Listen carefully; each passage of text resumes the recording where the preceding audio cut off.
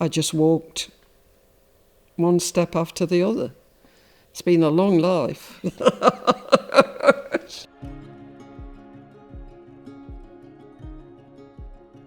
I was 7 years old when the war broke out, and we were bombed. We were really bombed.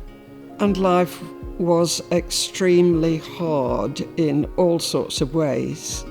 When I was a little girl, people came from Cliff College, where they train Methodist ministers, and if you gave your heart to Jesus, you had to sign this card. And I signed this card, and my mother kept that card for years and years and years. I don't know what happened to it in the end. But having signed the card and become interested in the Bible, I then never turned aside. I did religious studies as a main subject at college, and then I went to King's College London. I taught religious studies. I just walked one step after the other. And I never expected to be ordained.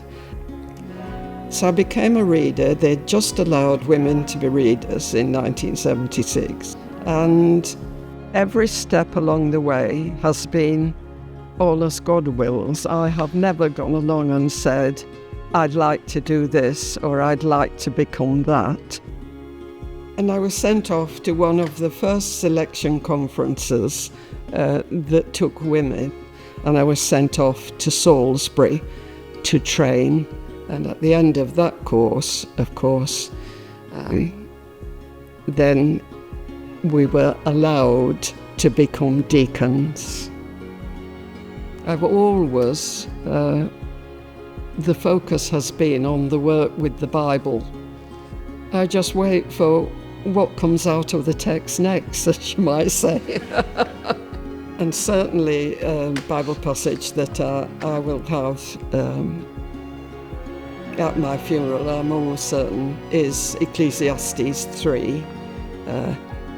For everything there is a time and a season under heaven, a time to be born and a time to die.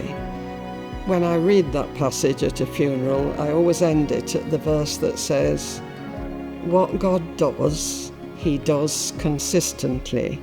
To this, nothing can be added.